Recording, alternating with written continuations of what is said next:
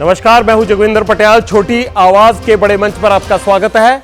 आप देख रहे हैं एबीपी न्यूज। अब वक्त है पब्लिक इंटरेस्ट का।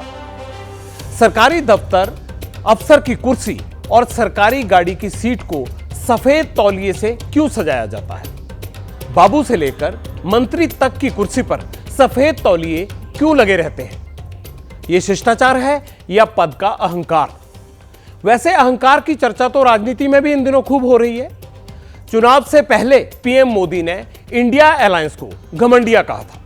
चुनाव के बाद आरएसएस और विपक्ष के नेताओं ने बीजेपी को अहंकारी कहा है।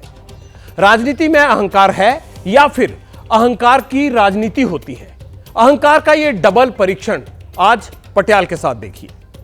दूसरा परीक्षण एमबीबीएस के लिए सेलेक्ट करने वाली नीट परीक्षा का होगा।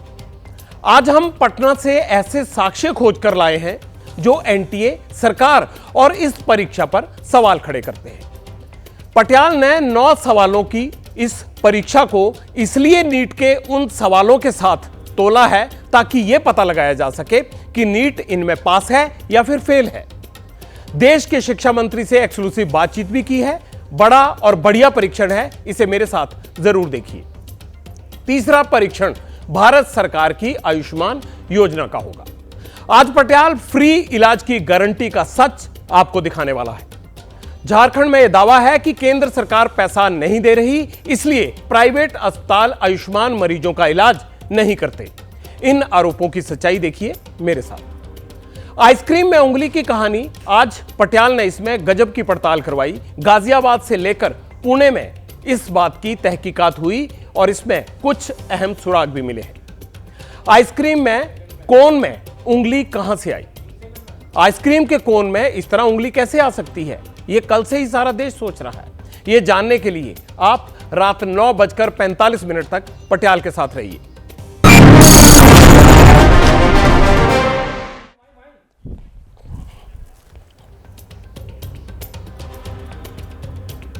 देश में आजकल एक शब्द बहुत चर्चा में है, उसका बहुत बोलबाला है और नाम है अहंकार। हैरान करने वाली बात यह है कि इसका इस्तेमाल राजनीति में खूब हो रहा है। धर्मगुरु का उपदेश हो, किसी मोटिवेटर का भाषण हो, आपको ईगो मैनेजमेंट पर मोटे मोटे प्रवचन सुनने को मिलते हैं। लेकिन राजनीति में अहंकार के आधार पर किसी का मूल्यांकन होने लगे तो बात बहुत अजीब लगती है, लेकिन ऐसा ही हो रहा है। चुनाव शुरू हुआ तो इंडिया अलायंस बना। मोदी ने उसे घमंडिया अलायंस कह दिया। चुनाव खत्म हुआ, बीजेपी की सीटें घट गई। आरएसएस प्रमुख ने बीजेपी को घमंडिया कह दिया, मतलब अहंकारी कह दिया। आज एक और डेवलपमेंट हुआ है। संघ से जुड़े इंद्रेश कुमार ने भी बीजेपी को अहंकारी कह दिया। विपक्षी दल भी मोदी को और उनकी टीम को अहंकारी कह रहे हैं। अचानक सब कुछ अहंकार की खटाखट रट में बदल गया है। इसका जवाब देने के लिए पटियाल ने एक छोटी सी स्टडी की है। चुनाव के बाद नई सरकार बनी, सरकार के मंत्री बनाए गए। मंत्री ऑफिस संभालने के लिए पहुंचे तो शिक्षा राज्य मंत्री जयंत चौधरी का एक सवाल सुनने को मिला। वो अपने अफसरों को यह पूछ रहे थे कि कुर्सी पर सफेद रंग का तौलिया सजाने का सिस्टम कैसे शुरू हुआ। जयंत के दादा प्रधानमंत्री थे, जयंत के पिता केंद्रीय मंत्री थे, जयंत खुद सांसद हैं, लेकिन उनके मन में वीआईपी चेयर पर लगी सफेद टॉवल का एक बड़ा सवाल है। पटियाल ने परीक्षण किया तो बाबू से लेकर मंत्री तक सबकी गाड़ी में एक सफेद तौलिया पड़ा मिला। कमाल की बात है। कमाल की बात यह है कि क्या तौलिया अहंकार की बदबू से भरा हुआ है? वीआईपी कुर्सी के सफेद तौलिए में लिपटा क्या यह अहंकार है जो कैसे सत्ता के शीर्ष तक पहुंचा देता है किसी को एक तौलिया? आज पटियाल आपको यही समझाने की कोशिश करेगा और यह भी बताएगा कि नेता क्या वाकई अहंकार में है या उनके अहंकार को सिर्फ राजनीति की शक्ल दी जा रही है।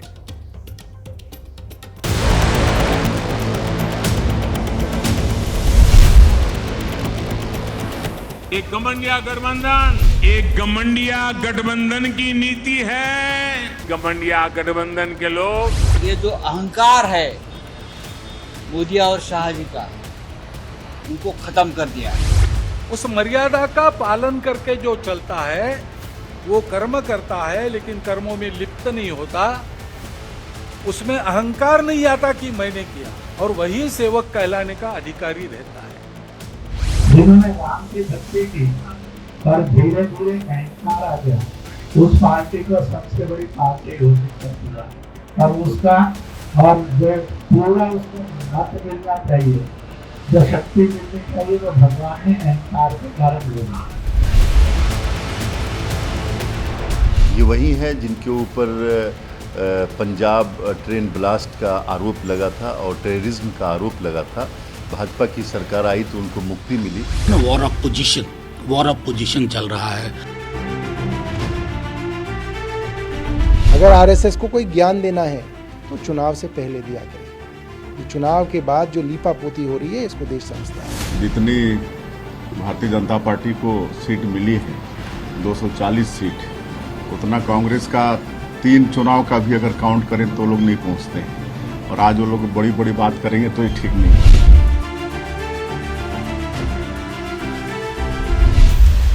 अब जब लग रहा है कि चिड़िया चुग गई खेत, तो बोलने आ गए। कौन सुन रहा है? पहले मोदी जी सुन ले उनको, फिर हम सुन लें।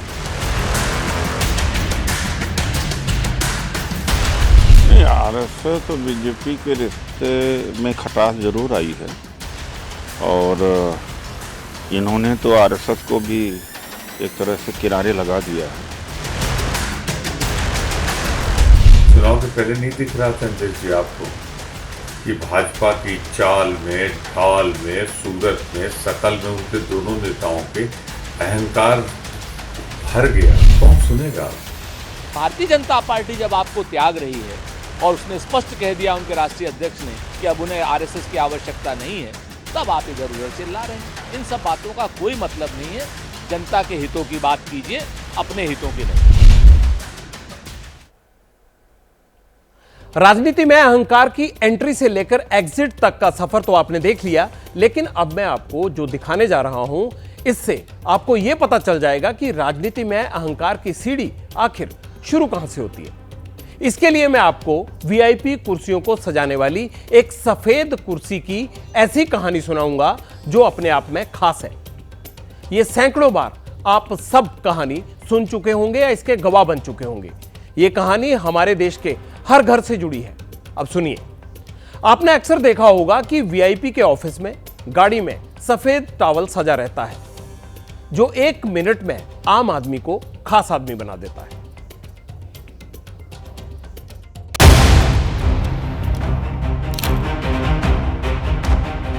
क्या कभी सोचा बाबू से लेकर मंत्री तक की कुर्सी सफेद तौलिए से क्यों सजी रहती है?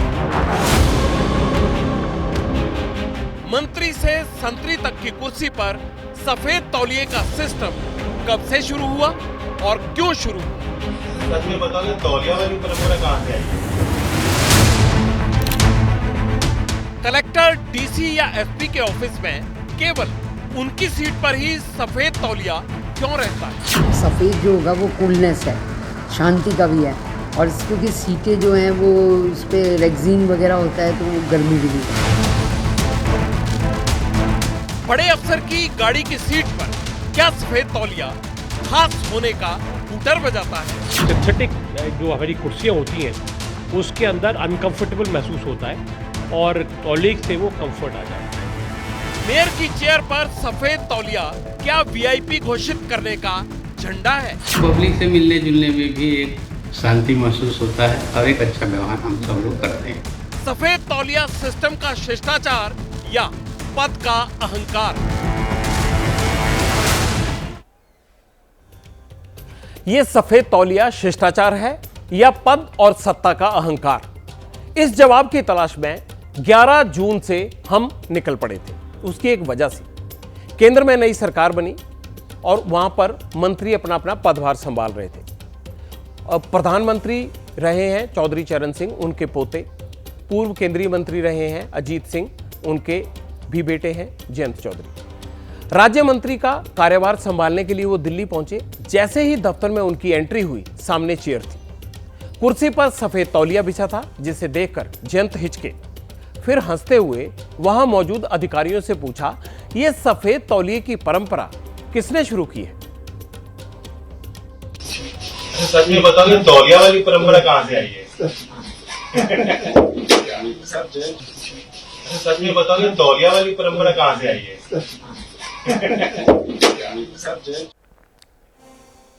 सुना आपने? जयंत चौधरी पूछते रहे और अफसर हंसते रहे। बाबू बड़े तेज होते हैं, लेकिन सफेद तौलिए की केमिस्ट्री मंत्री जी को समझा नहीं पाए। सफेद तौलिए में ऐसा है क्या जो इसका मुंह कोई भी छोड़ नहीं पाता? सिस्टम का संस्कार, ऑफिस का शिष्टाचार या फिर सत्ता का अहंकार? इन सवालों की तह तक जाने के लिए पटियाल ने तौलिए का पैन इंडिया परीक्षण किया। मेरी टीम हर ऑफिस में पहुंची। देखिए तौलिए की सीढ़ी में चढ़कर अहंकार कैसे सत्ता के शीर्ष तक पहुंचा देता है।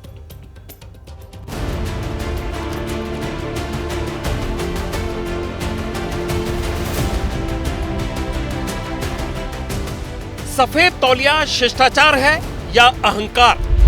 इन सवालों की गांठ खोलने की शुरुआत हमने दिल्ली से की।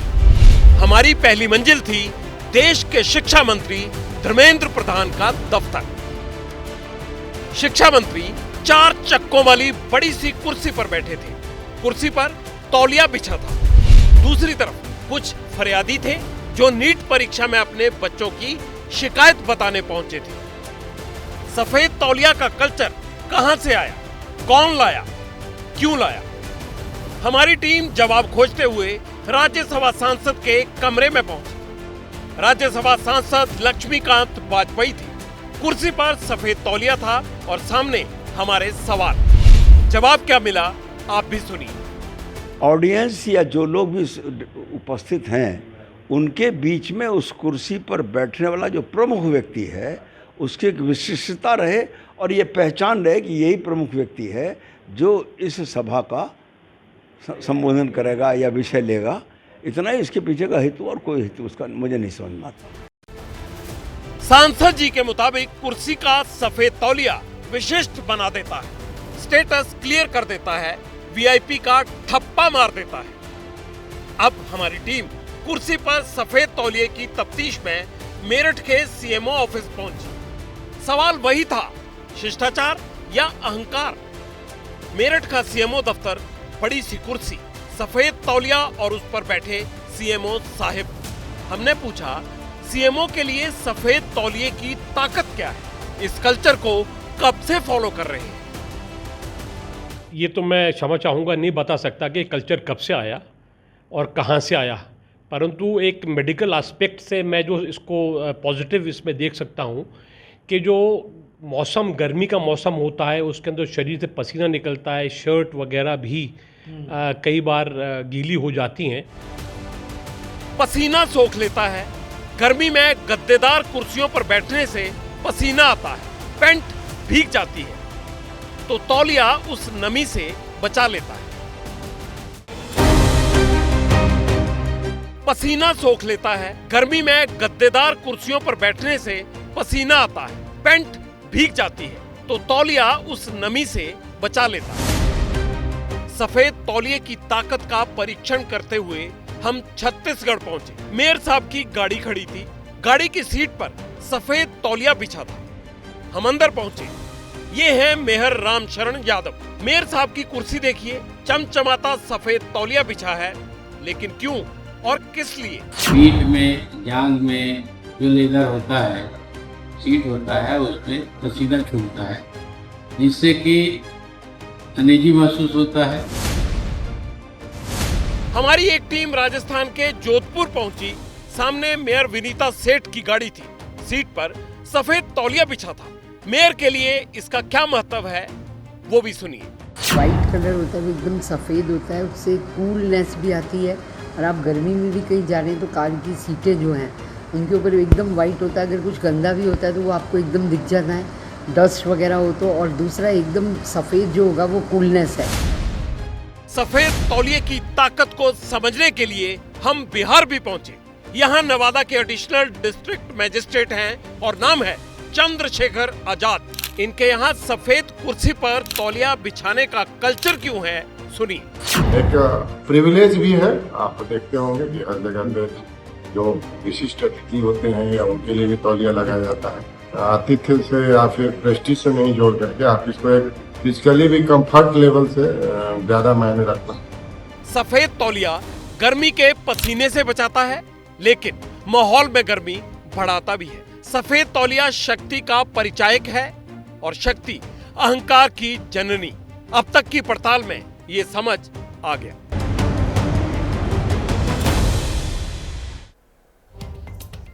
देखा, एक सफेद तौलिया आम को खास बना देता है। जो आदमी सफेद टावल वाली कुर्सी पर या कार की गद्दी पर बैठ जाता है, सिस्टम उसके आगे पीछे नाचता है। अहंकार की जड़ें तलाशते हुए पटियाल की टीम छत्तीसगढ़ पहुंच गई। डिप्टी सीएम अरुण साहब से वहां उनकी मुलाकात हुई। सफेद तौलिया और राजनीति के अहंकार पर उनका क्या अनुभव है, आप भी सुनिए। ये शांति का प्रतीक है और सफेद रंग मन को भी अच्छा लगता है।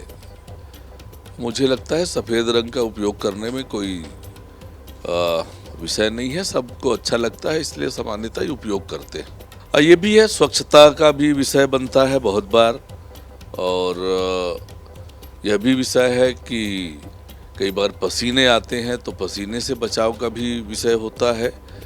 कुल मिला के बहुत सी सावधानी और बहुत से लाभ हैं इसके लिए। अच्छा, सफेद तौलिया पर छत्तीसगढ़ के कांग्रेस विधायक को सुनिए, गजब का दर्शन है उनके पास।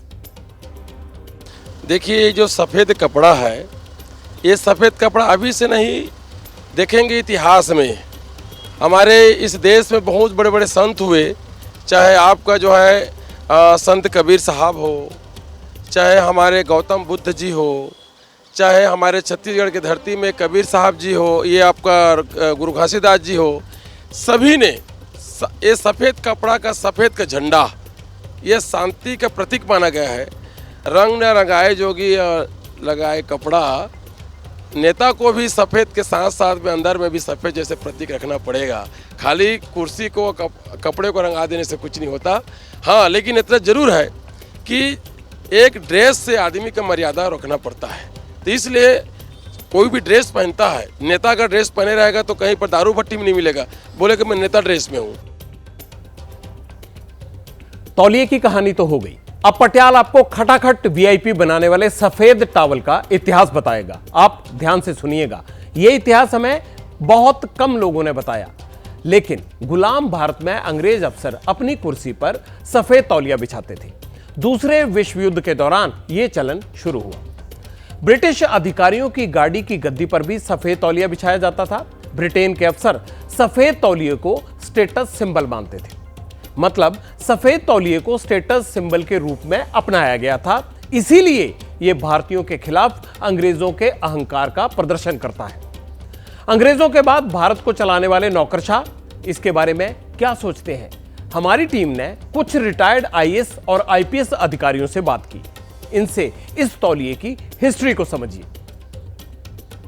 इसलिए होता है कि अधिकारी को पता चले, सब लोगों को पता चले कि कौन इसमें सबसे बड़ा अधिकारी है, वरिष्ठ अधिकारी है, और उस वरिष्ठ अधिकारी को एक गरिमा प्रदान करने के लिए, थोड़ा आराम भी देने के लिए, थोड़ा उसको एक अच्छी पहचान देने के लिए, एक बड़प्पन देने के लिए, एक मुखिया के रूप में दिखलाने के लिए ये इस्तेमाल की जाती रही है। तो इस तरह के तौलिए का प्रदर्शन तो शायद ये एहसास कराने के लिए है कि जिस कुर्सी के पीछे ये है वो कुछ विशिष्ट कुर्सी है, उस पर बैठने वाला सामने बैठे हुए लोगों से थोड़ा ऊंचा है दर्जे में। अंग्रेजों के जमाने से लेकर अब तक सफेद तौलिया आम आदमी को खास बना देने का जंतर है। विश्वास ना हो तो आप अपनी गाड़ी की कुर्सी पर या अपने दफ्तर की गद्दी पर सफेद टॉवल बिछा लें। साथ ही हैंडल पर छोटी सी एक टॉवल भी लटका लीजिए। लोगों की देखते ही उसे नजर बदल जाएगी। आपको खास आदमी वाला एहसास 1 मिनट में करवा देंगे, भले ही आप कुछ भी ना हो। है ना सफेद तौलिए का कमाल? करके देख लेना आप। ये अहंकार का बीज है जो सत्ता की ऊंचाइयों पर बड़ा पेड़ बन जाता है, जिसकी चर्चा आजकल राजनीति में बहुत ज्यादा हो रही है। बस आपको पहचानना यह है कि यह राजनीति का अहंकार है या फिर अहंकार पर सत्ता की राजनीति।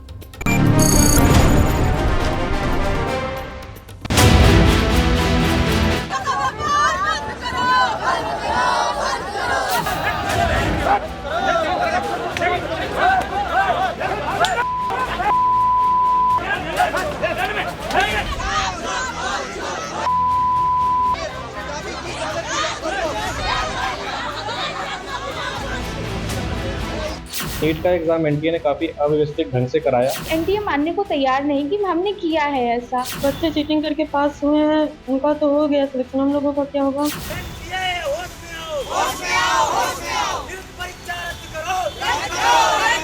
डॉक्टर्स बनाने की जो प्रक्रिया है वो खुद ही अस्वस्थ होगी तो देश कैसे स्वस्थ रहेगा?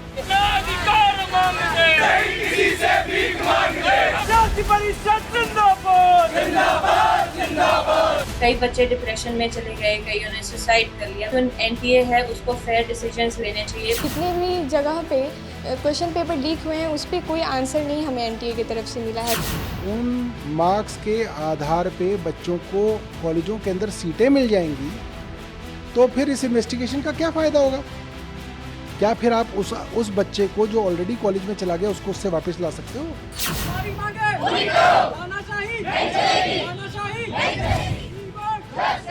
प्रधानमंत्री जी किसी चीज में दखल देते ही नहीं, उनकी सरकार बन के वो हर पेपर कराएंगे लेकिन लीक हो जाएगा। कोई पेपर साफ तरीके से कराया ही नहीं है आज तक।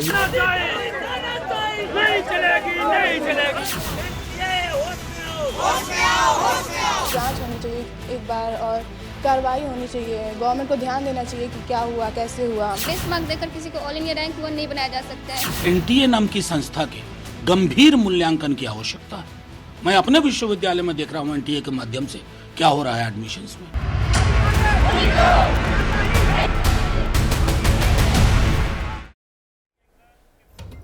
अब नीट एग्जाम पर जारी अखिल भारतीय प्रदर्शन और 24 लाख परीक्षार्थियों के भविष्य का परीक्षण करूंगा।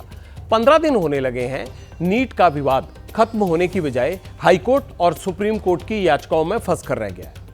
कैंडिडेट उम्मीद से सरकार और कोर्ट की तरफ देख रहे हैं। मांग नीट एग्जाम कैंसिल करने की है, लेकिन सर्वोच्च न्यायालय तक यह कह चुका है कि री एग्जाम होगा और वो भी सिर्फ उन 1563 बच्चों का जिनको लेकर सवाल उठ रहा है।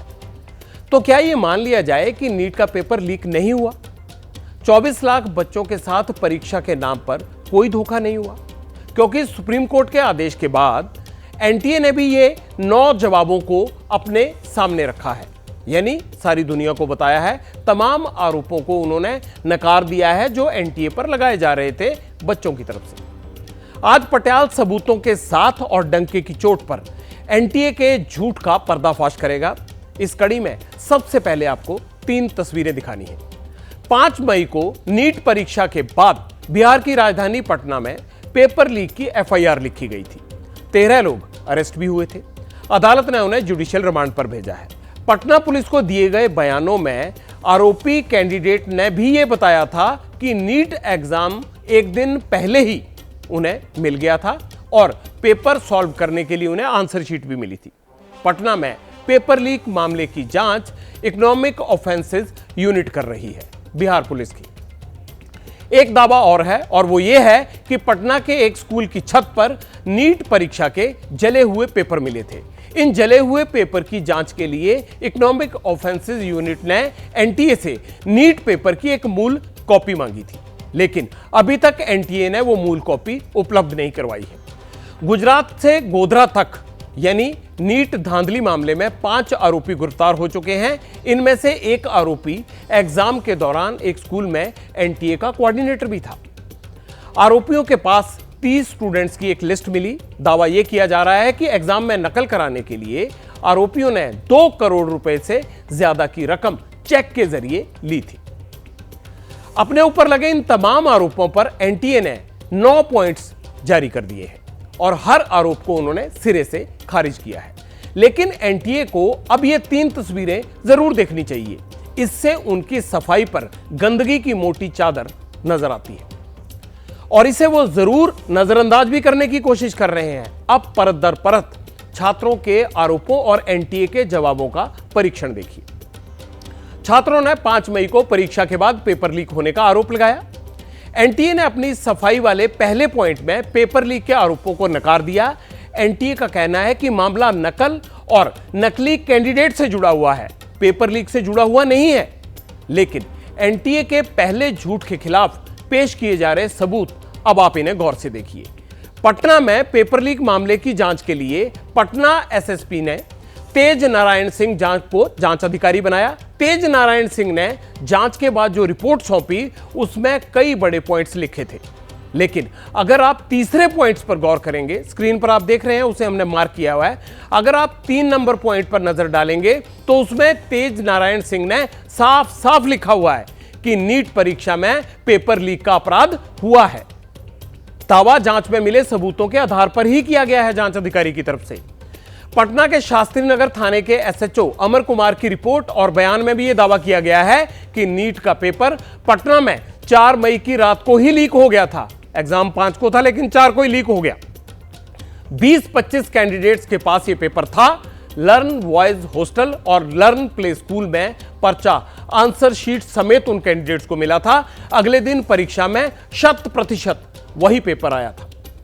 इन्वेस्टिगेटिंग ऑफिसर तेज नारायण सिंह ने अपनी जांच के आधार पर यह भी बताया है कि गिरफ्तार किए गए आरोपी इससे पहले बिहार लोक सेवा आयोग परीक्षा में पेपर लीक के लिए जेल जा चुके हैं, यानी वही गिरोह था जो पहले जेल जा चुका था, उसी ने यह कांड किया।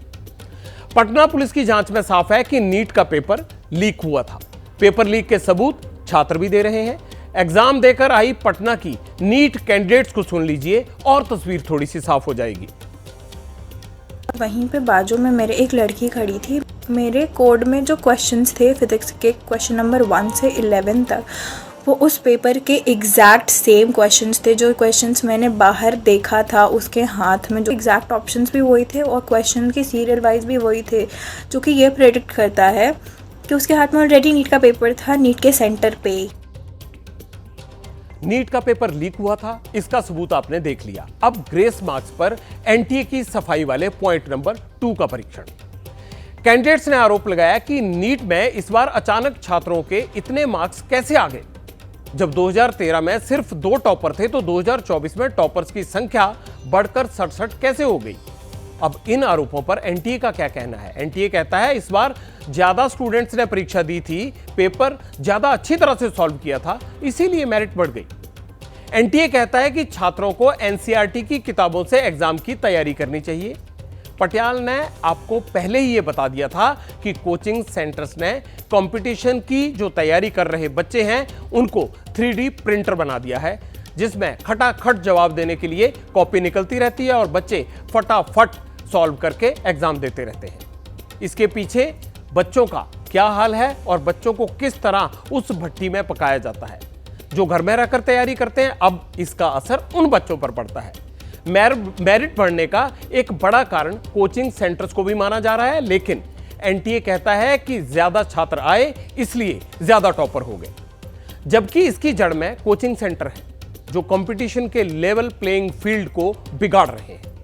एनटीए को इन पर पाबंदी लगवानी चाहिए, लेकिन वो संख्या के नीचे अपनी गलती को दबा रही है। शिक्षा मंत्री धर्मेंद्र प्रधान का मेरिट स्कैम के आरोपों पर क्या कहना है, आप वो भी सुनिए। उसके बाद एनटीए की सफाई वाले बाकी 7 पॉइंट्स का परीक्षण मैं सबूतों के साथ करूंगा। जिम्मेदारी संभालते ही सबसे पहले आपके सामने जो विवाद आया है नीट का, जिसमें 24 लाख छात्रों का भविष्य अधर में। नहीं, कोई अधर में नहीं है। एनटीए भारत सरकार आश्वस्त करता है कोई भी कितना बड़े उच्च व्यक्ति हो, अगर कहीं किसी की जिम्मेदारी में गड़बड़ी करने की संज्ञान आएगी, उन पर कड़ी से कड़ी कार्रवाई होगी। विद्यार्थियों के मन में मैंने आज विद्यार्थियों को मिला भी, उनके अभिभावकों को भी मिला, मैंने आश्वस्त किया। इस बार भी परीक्षा में बोझिला कम करवाया गया है। परीक्षा के क्वेश्चन सब 12वीं की स्तर पे हो, जिसमें जो एक लार्जर प्रश्न है, परीक्षा की बोझ के कारण बच्चे जब अपने जान गंवा देते तब सब चिंतित होती हैं। कुछ रिफॉर्म सरकार ने किया है जिसमें से ज़्यादा बच्चे पार्टिसिपेट किए हैं। तो आप कह रहे हैं कि 67 जो बच्चे ने टॉप किया है उसकी वजह क्योंकि पेपर इजी आया था, क्योंकि कहा यह जा रहा है कि जो छात्रों के जहन में भी संशय है, डाउट है, वो ये कह रहे हैं कि गड़बड़ी हुई है, वरना इतने सारे बच्चे 720 में से 720 नंबर कैसे ला रहे हैं। देखिए, पिछले दिनों में भी टॉपर बच्चे अच्छे नंबर पे होते थे, इस बार ये 61 हुए हैं। क्या बच्चों को अपने जान गंवाने देना चाहिए था? क्या उनकी परीक्षा को सरलीकरण नहीं करना चाहिए था? क्या कम बोझिला नहीं करनी चाहिए था? एनटीए पर तीसरा आरोप ग्रेस मार्क्स को लेकर है, क्योंकि 67 में से 44 कैंडिडेट्स ग्रेस मार्क्स की वजह से ही टॉपर बने थे। एनटीए का कहना यह है कि 6 कैंडिडेट्स को लॉस ऑफ टाइम के चलते ग्रेस मार्क्स दिए गए थे। एनटीए यहां भी गलत है। क्योंकि जिस सुप्रीम कोर्ट की रूलिंग को आधार बनाकर एनटीए ने ग्रेस मार्क्स देने का दावा किया है, वो रूलिंग तो क्लैट एग्जाम को लेकर थी और ये एग्जाम ऑनलाइन हुआ था। लेकिन नीट का एग्जाम ऑफलाइन था, ऑनलाइन नहीं था। ऑनलाइन एग्जाम के टाइम की गणना करना आसान है, लेकिन ऑफलाइन में लॉस ऑफ टाइम की गणना किस आधार पर की गई, यह बड़ा सवाल है। छात्रों का यह भी आरोप है कि टॉप 100 कैंडिडेट्स को खास शहरों में सेंटर क्यों दिए गए। इस पर एनटीए का कहना यह है कि टॉप 100 कैंडिडेट्स को 17 राज्यों में 55 शहरों के अंदर 89 सेंटर्स में बांटा गया था। हरियाणा के एक सेंटर में कई टॉपर्स के सामने आने के बाद कई सवाल खड़े हुए कि एनटीए इस पर कोई सफाई क्यों नहीं दे रहा, यानी इसका मतलब क्या समझा जाए। एनटीए से पूछा गया कि आप यह बताइए कि राजस्थान के सवाई माधोपुर सेंटर पर क्या हुआ था।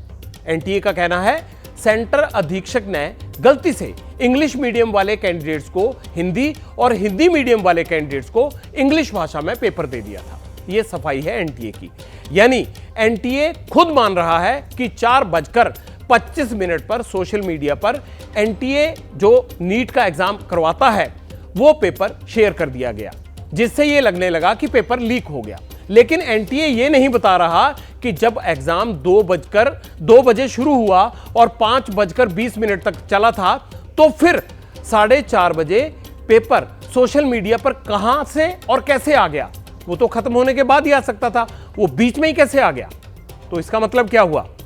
मतलब यह हुआ कि एनटीए खुद ही पेपर लीक के सबूत दे रहा है और यह मान नहीं रहा कि यह पेपर लीक हुआ था।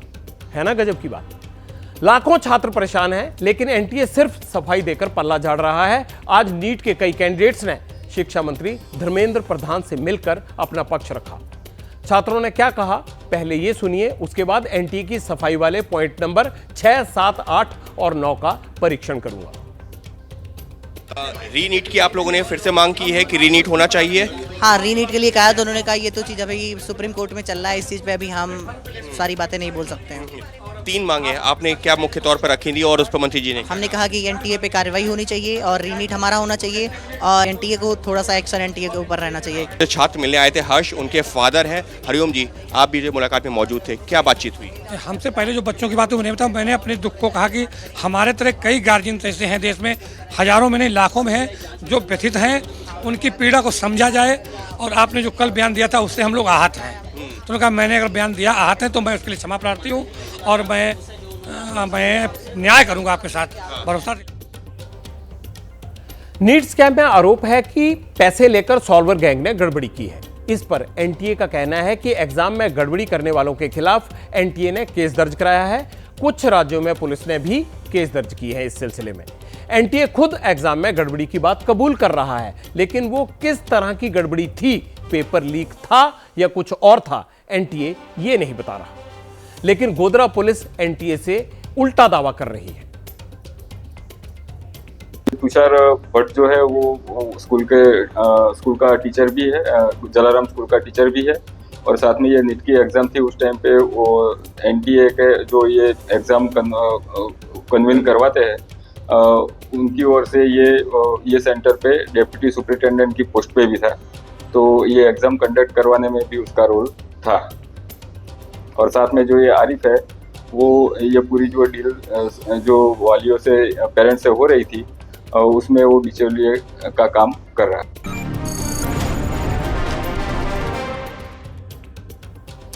इस विवाद को हम आगे भी फॉलो करते रहेंगे और इसकी गारंटी पटियाल आपको पहले ही दे चुका है। अब पब्लिक इंटरेस्ट में पटियाल मोदी की क्रांतिकारी योजना का परीक्षण करेगा। इस योजना का नाम है आयुष्मान भारत। इस योजना की शुरुआत 6 साल पहले झारखंड से हुई थी और अब वहीं से इसके खिलाफ शिकायतें भी आ रही हैं। प्रधानमंत्री के लोकसभा चुनाव से पहले जो गारंटियां दी थी, गरीबों को मुफ्त इलाज, उनमें सबसे अहम था, नंबर 1 था। लेकिन अब झारखंड में गरीब क्या कह रहा है? गरीब कह रहा है प्राइवेट अस्पताल उनका इलाज करने से मना कर रहे हैं। आयुष्मान भारत योजना गरीबों को 5 लाख रुपए तक का फ्री इलाज देने की गारंटी देती है। ये इलाज सरकारी या फिर प्राइवेट किसी भी अस्पताल में करवाया जा सकता है। ये योजना राज्य और केंद्र दोनों के सहयोग से चलती है। 100 रुपए में 60 रुपए केंद्र का होता है और 40 रुपए राज्य का हिस्सा होता है। झारखंड में भी इलाज चल रहा है, लेकिन अचानक प्राइवेट अस्पतालों ने आयुष्मान के मरीजों को एडमिट करना बंद कर दिया है। मरीज दावा यह करते हैं कि आयुष्मान स्कीम के पेमेंट बॉक्स में पैसा नहीं पहुंच रहा, इसीलिए उनको प्राइवेट अस्पताल अटेंड नहीं करते। पटियाल ने इसकी पड़ताल की। अब आप देखिए कि मरीजों की इस दिक्कत की जड़ में आखिर क्या है। आपको ये जो कार्ड मिला है ना, उसमें लिखा है 5 लाख रुपए तक का मुफ्त इलाज। इस देश में कभी भी किसी गरीब को 5 लाख रुपया की गारंटी किसी ने नहीं दी। ये मेरे गरीब परिवारों के लिए ये भाजपा सरकार है, ये मोदी है जो आपको 5 लाख रुपए की गारंटी का कार्ड देता है। देश के तमाम राज्यों की तरह झारखंड के करोड़ों लोगों को प्रधानमंत्री मोदी की गारंटी वाला आयुष्मान कार्ड तो मिल गया, लेकिन गरीबों को मुफ्त इलाज की गारंटी देने वाले ये कार्ड झारखंड में अब डीएक्टिवेट होने लगे हैं। ये जानने के लिए आयुष्मान योजना वाला कार्ड और पात्रता होने के बाद भी मरीजों के इलाज में रुकावट क्यों आ रही है, ये जानने के लिए एबीपी न्यूज की टीम झारखंड की राजधानी में बने सबसे बड़े अस्पताल रिम्स पहुंची। हॉस्पिटल में एक दो नहीं दर्जनों लोग ऐसे मिल गए जिनके पास 5 लाख तक का फ्री इलाज वाला आयुष्मान कार्ड तो है, लेकिन इलाज के लिए धक्के खाने पड़ रहे हैं। जमशेदपुर के अमित सिंह और रानी देवी को डायलिसिस के लिए रांची आना पड़ा, क्योंकि जमशेदपुर के प्राइवेट अस्पतालों ने आयुष्मान कार्ड की गारंटी पर इलाज करना बंद कर दिया। आयुष्मान के थ्रू हम लोग का सभी का डायलिसिस होता था, जो कि हम लोग Sai centre dialysis Howrah bridge Sakchi Jamshedpur में करवाते थे। अभी उनके प्रोपराइटर श्री अशोक सिंह, उनके द्वारा कहा गया है कि 9 तारीख से 9 जून से वहाँ पे डायलिसिस आयुष्मान के थ्रू डायलिसिस बंद किया जा रहा है, क्योंकि विगत कुछ महीनों से उनका बकाया राशि नहीं आ रहा है और बहुत दिनों से राशि नहीं आ रहा है, जिसके कारण वो बोल रहे हैं कि हम 6 महीना मान लीजिए फ्री करेंगे, उसके बाद हम कितना दिन तक फ्री किसी का इलाज करेंगे। धीरे धीरे करके जमशेदपुर के सारे सेंटर ये आयुष्मान का पैसा क्लियर नहीं होने के कारण बंद हो रहे हैं। क्या पैसा नहीं है तो कहाँ से करेंगे? बोला मेरा बिल पेमेंट नहीं कर रहा है तो कहाँ से हम देंगे? आप लोग को डायलिसिस बोल रहा है, मेरा भी तो लेबर है बोल रहा है, उसको कैसे करके देंगे पैसा बोल रहा है, इसीलिए अब सेंटर बंद किया जा रहा है। 2018 में प्रधानमंत्री ने झारखंड से ही इस आयुष्मान स्कीम की शुरुआत की थी, लेकिन जहां से देश को मुफ्त इलाज की गारंटी देने वाली ये योजना शुरू हुई, आज वहीं इसकी हालत सबसे ज्यादा खराब होने का दावा किया जा रहा है। आयुष्मान लाभार्थियों के मामले में झारखंड देश के टॉप 10 राज्यों में से एक है। झारखंड में इस स्कीम के 1 करोड़ 20 लाख से ज्यादा लाभार्थी हैं। राजधानी रांची में सबसे ज्यादा 12,15,000 आयुष्मान कार्ड होल्डर हैं। 8,27,000 लाभार्थियों के साथ धनबाद दूसरे और 8,24,000 लाभार्थियों के साथ पूर्वी सिंहभूम तीसरे स्थान पर है। जमशेदपुर पूर्वी सिंहभूम जिले का ही हिस्सा है, बड़ा शहर है। अगर यहाँ के प्राइवेट हॉस्पिटल आयुष्मान योजना का लाभ देने से मना कर रहे हैं, तो झारखंड के पिछड़े जिलों में मुफ्त इलाज की गारंटी कैसे पूरी होगी? आयुष्मान स्कीम के दायरे में आने वाले झारखंड के प्राइवेट अस्पताल और टेस्ट सेंटर्स अब मरीजों को वापस लौटा रहे हैं, क्योंकि सरकार की तरफ से उनकी पुरानी पेमेंट का भुगतान अभी तक नहीं हुआ है। गरीब मरीजों का इलाज करने के बाद प्राइवेट अस्पतालों का पैसा क्यों और कहां रुका है, ये सवाल लेकर पब्लिक इंटरेस्ट की टीम रांची के आईएमए के सेक्रेटरी शंभू प्रसाद सिंह के पास पहुंची। इनकी बात ध्यान से सुनिए, बहुत विस्तार से तथ्यों के साथ जवाब दिए गए हैं। स्टेट हेल्थ एजेंसी से पेमेंट जब क्लियर नहीं हो रहा है तो एसएचए का पेमेंट मुख्यतः रुक जा रहा है, जिसके कारण बहुत सारे हॉस्पिटल जो खास करके ज़्यादा केसेज कर रहे हैं, बड़े बड़े हॉस्पिटल हैं, उन लोग का पेमेंट अधिक अटक गया है, जिसके कारण उन लोग चलाने में या पेशेंट को लेने में, आयुष्मान की सेवा देने में अपने आप को असमर्थ पा रहे हैं। तो हमेशा ये बात सामने आई है कि यहाँ मैन पावर का कमी है, सॉफ्टवेयर में कुछ प्रॉब्लम है, बैंक का कुछ इशू है, माने एन के न पर कराने पेमेंट रेगुलर नहीं हुआ, एसएचए का पेमेंट रेगुलर नहीं हुआ, बाकी पेमेंट प्रायः रेगुलर है। मरीजों के इलाज करने वाले अस्पतालों का भुगतान कहां पर रुका है, ये तो आपने जान लिया। अब आयुष्मान योजना में पेमेंट रुकने की दो बड़ी वजह भी सुन लीजिए। पहली वजह है इस योजना का फीडबैक सिस्टम। इलाज के बाद स्टेट हेल्थ एजेंसी वेरिफिकेशन के लिए मरीज से फोन पर संपर्क करती है। अगर मरीज ने फीडबैक कॉल नहीं उठाया या फिर इलाज का नेगेटिव फीडबैक दिया तो दोनों वजह से अस्पताल को होने वाला पेमेंट स्टैंड बाय मोड में चला जाता है। और इसकी दूसरी वजह खुद स्टेट हेल्थ एजेंसी है। मरीज के इलाज के बाद इंश्योरेंस कंपनी क्लेम का अप्रूवल देती है। सरकार को अप्रूवल मिलता है और 15 दिनों के अंदर अस्पताल का पेमेंट करना होता है। अगर भुगतान नहीं होता है तो 15 दिन के बाद पेमेंट पर रोजाना 1% इंटरेस्ट लगता है। इस ब्याज की वजह से ही या तो अस्पतालों की पेमेंट अटक जाती है या ब्याज नहीं दिया जाता। 5 लाख रुपए तक मुफ्त इलाज वाला कार्ड होकर भी झारखंड में मरीज प्राइवेट अस्पतालों में इलाज आखिर क्यों नहीं करवा पा रहे? दिल्ली से रांची पहुंचने तक सब कुछ ठीक रहता है, लेकिन रांची के बाद कहां गड़बड़ हो रही है? आयुष्मान योजना का मैनेजमेंट करने वाली संस्था स्टेट हेल्थ एजेंसी स्वास्थ्य विभाग के नीचे काम करती है। क्या एजेंसी की वजह से अस्पतालों का पेमेंट अटक रहा है? ये सवाल लेकर हम झारखंड के स्वास्थ्य मंत्री बन्ना गुप्ता के पास पहुंच गए। मंत्री जी कुछ चबाते हुए दफ्तर से बाहर निकले और हमारे सवाल का जवाब भी चबाते हुए देकर आगे बढ़ गए। इसकी गहन समीक्षा हो रही है और जो भी कमी खामी है वो सारी पूरी होंगी और कुछ कमियों के बारे में, खामियों के बारे में हमारे तक सूचना है, उसका हमने स्पष्टीकरण मांगा है और जल्द ही विभाग स्पष्टीकरण देगा। कुछ लोगों पर कार्रवाई करनी भी है और यह काम चालू होगा। पैसों की कमी बता रहे हैं अस्पताल? कोई पैसा की कोई कमी नहीं है। कुछ एक कारण है, कुछ कहीं कुछ शिकायतें हैं, उन शिकायतों का निपटारा होगा और काम। लोकसभा चुनाव के नतीजों के बाद महंगाई के नतीजे भी लगातार आ रहे हैं। थोक महंगाई दर यानी WPI के नए सरकारी आंकड़े जारी हुए हैं और महंगाई ने 15 महीनों के सारे रिकॉर्ड तोड़ दिए हैं। मई महीने में थोक महंगाई दर बढ़कर 2.61% तक पहुंच गई है।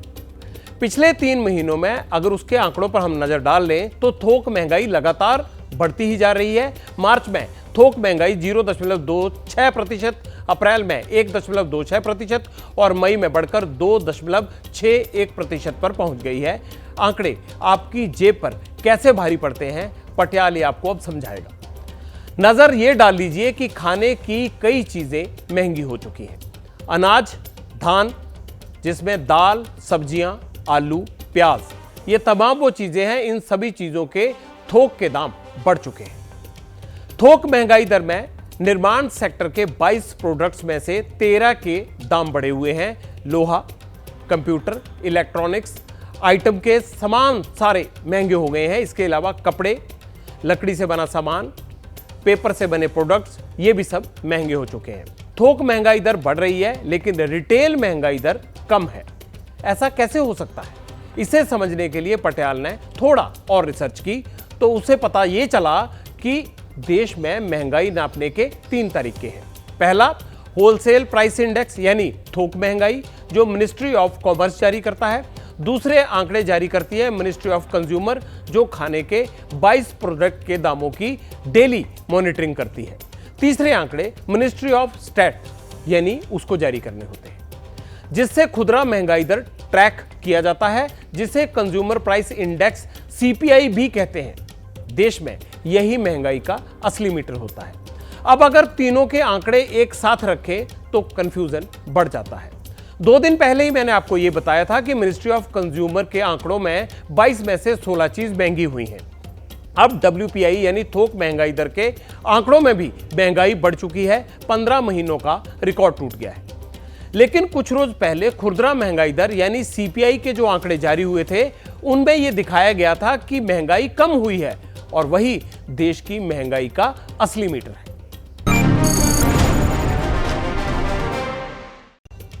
बीजेपी ने यूपी के लोकसभा नतीजों की जांच के लिए टास्क फोर्स बनाई है। 2 सीट के लिए एक टीम बनाई गई है। टास्क फोर्स 15 जून तक अपनी रिपोर्ट पेश करेगी।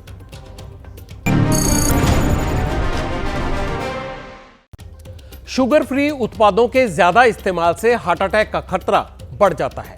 शुगर फ्री में मिठास के लिए जाइलोटॉल नाम का एक केमिकल डाला जाता है जो खून में थक्के बना देता है। पब्लिक इंटरेस्ट में आज इतना ही। अब आपसे मुलाकात होगी सोमवार को। अपना ख्याल रखिए। शुभ रात्रि।